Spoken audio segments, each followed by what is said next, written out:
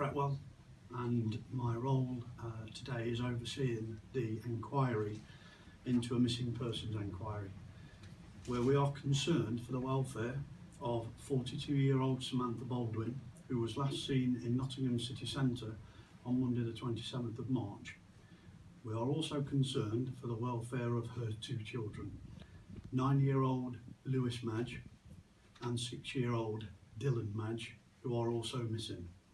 The two boys also use the surname of Taylor. It is believed that Samantha is with the two boys.